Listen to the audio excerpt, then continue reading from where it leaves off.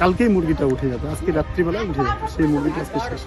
বিধ্বংসী আগুনে ভস্মীভূত হলো পোল্ট্রি ফার্ম, লক্ষাধিক টাকার ক্ষতির সম্মুখীন ফার্ম মালিক। বুধবার গভীর রাতে ঘটনাটি ঘটেছে হিলি থানার 4 নম্বর বিনশিরা গ্রাম পঞ্চায়েতের ইসমাইলপুরে।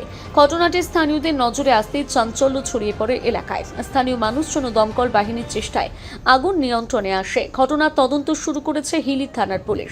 হিলি থানার 4 নম্বর বিনশিরা গ্রাম পঞ্চায়েতের ইসমাইলপুরের বাসিন্দা আমিরুল মণ্ডল তার বাড়ি থেকে সামান্য দূরে কৃষি জমিতে বছর 3 থেকে ঋণ নিয়ে ফার্ম তৈরি করে পোল্ট্রি চাষ করছিলেন। মাস 2 আগে পোল্ট্রি মুরগির বাচ্চা ওই ফার্মে এনে চাষ শুরু করেছিলেন আমিরুল বাবু। ওই মুরগির বাচ্চাগুলো বর্তমানে 1 কেজি 400 গ্রামের ঊর্ধ্বে ওজন হয়ে বিক্রয়জাত হয়েছিল। বৃহস্পতিবার রাতে ওই মুরগিগুলো বিক্রির উদ্দেশ্যে নিয়ে যাওয়া হতো, কিন্তু বুধবার গভীর রাতে আচমকা পোল্ট্রি ফার্মে আগুন জ্বলতে নজরে আসে স্থানীয়দের। ঘটনায় স্থানীয়রা ছুটে এসে ফার্মে জল দিতে থাকে। ঘটনার খবর পেয়ে ঘটনাস্থলে পৌঁছয় হিলি থানার পুলিশ ও বালুরঘাট থেকে দমকল বাহিনী।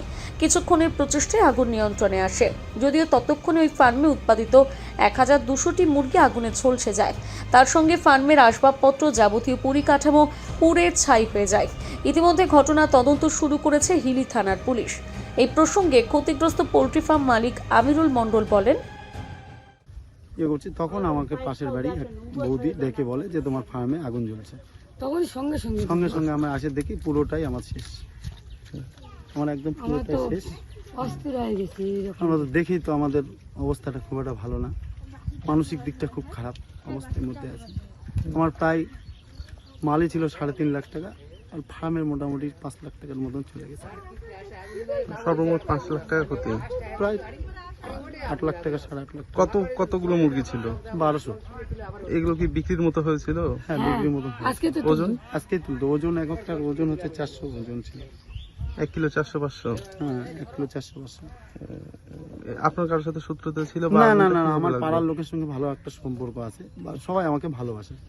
কালকে প্রত্যেকটা পাড়ার লোক প্রত্যেকটা আসছে, সবাই ছুটে আসছে, সবাই ছুটে আসছে, আমাকে হেল্প করেছে, প্রচুর হেল্প করেছে, আমি বলতে পারবো না। আর আমাকে প্রত্যেকটা লোকই আমাকে হেল্প করে, পাড়ার লোক।